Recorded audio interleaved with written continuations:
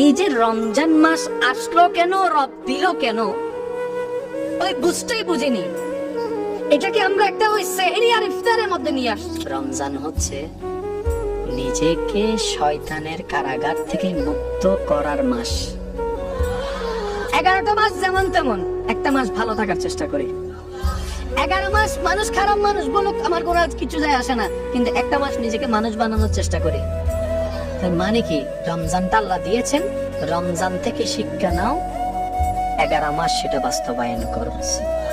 সামনে রমজান আছে না, সামনে রমজান আছে না, এই রমজান জিনিসটার নাম আমরা প্রায় সময় শুনি আত্মশুদ্ধি।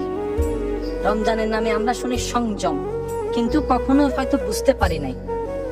সংক্ষিপ্ত সময়ে দু একটা কথা বলছে, একটু মনোযোগ দিয়ে শুনবেন। নিজের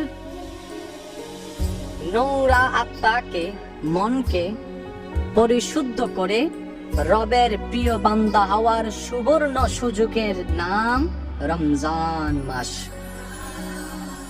শয়তানের কারাগার থেকে নিজেকে মুক্ত করে রবের প্রিয় বান্দা হওয়ার প্রচেষ্টায় কাজে লিপ্ত হওয়ার নাম রমজান মাস।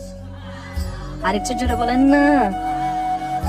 আল্লাহর প্রিয় বান্দার লিস্টিতে নিজের নাম লিপিবদ্ধ করার এক সুবর্ণ সুযোগের নাম রমজান মাস। একদম মনোযোগ, এই কথাটা বুঝতে পারলে আমাদের জন্য ভালো হবে। রমজান বছরে কয়বার আসে? মাস কয়টি? একটি। টোটাল বছরে মাস কয়টি? তাহলে 12টি মাসের মধ্যে একটি মাসের নাম রমজান। কিন্তু দুঃখের বিষয়, রমজানটাকে আমরা কেমন জানি একটা ফর্মালিটির মধ্যে নিয়ে এসেছি। সেহরি খেতে উঠতে হবে, বা সেহরিটা খেলাম, সেহরি খাওয়ার পরে একটু নামাজটা পড়লাম, তারপরে ঘুমাই গেলাম, তারপরে কাজকর্ম যা আছে করলাম, এই বিকাল 3টা থেকে মোটামুটি প্রস্তুতি শুরু করে নিলাম, তারপরে 4টা, তারপরে 5টা, তারপরে ইফতারের মধ্যে একদম ওই আহামরি খাওয়ার আয়োজন করে।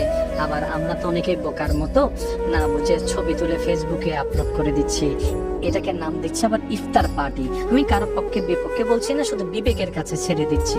ইফতারটা করলাম, করার পরে দেখবেন এমন ভাবে পেট লোড হয়, তারাবি পড়ার জন্য সাহসটা হয়ে ওঠে না, দুর্বল লেগে যায়, কেমন জানি খুব টায়ার্ড লেগে যায়।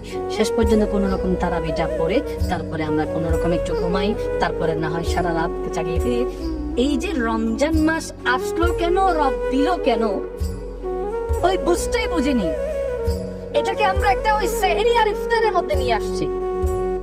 আমি শ্রদ্ধার সাথে বলছি, রমজান হচ্ছে নিজেকে শয়তানের কারাগার থেকে মুক্ত করার মাস। কিভাবে? এই পৃথিবী বানালেন কে? শেষ ভালো যা সব ভালো তার। আওয়াজটা আর একটু বড় করে দিবেন। এই পৃথিবী বানালেন কে? আমাদেরকে বানালেন কে? এই পৃথিবী গ্রহে আমাদেরকে থাকার ব্যবস্থা করে দিলেন কে? আল্লাহ দিয়েছেন, সবাই আমরা জানি। এবার আমি প্রশ্ন করবো, আপনার উত্তর দিবেন। আল্লাহ কি আমাদেরকে পৃথিবীতে এই শর্তে দিয়েছেন অশান্তি করব নাকি শান্তিতে থাকবো? তাহলে আল্লাহর চাওয়া হচ্ছে আমরা শান্তিতে থাকি, শান্তিতে রাখি। কিন্তু দেখেন চতুর্দিকে সবাই অশান্তিতে। কেন? এই অশান্তির কারণ গরু নয়, এই অশান্তির কারণ ছাগল নয়, এই অশান্তির কারণ ওট নয়, এই অশান্তির কারণ হয়তো আপনি, নয়তো আমি, না হয় আমরা সবাই। আমরাই আমাদের অশান্তির কারণ।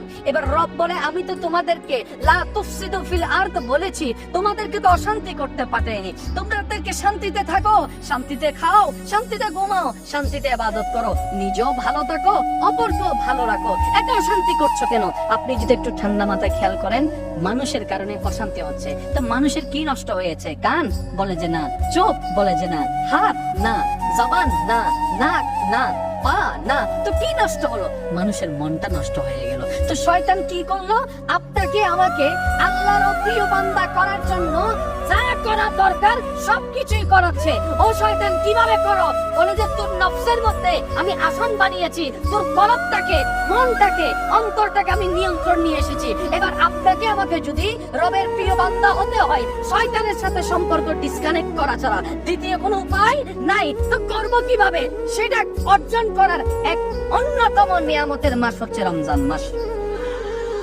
কিন্তু আমরা সেটা বুঝতে পারি না।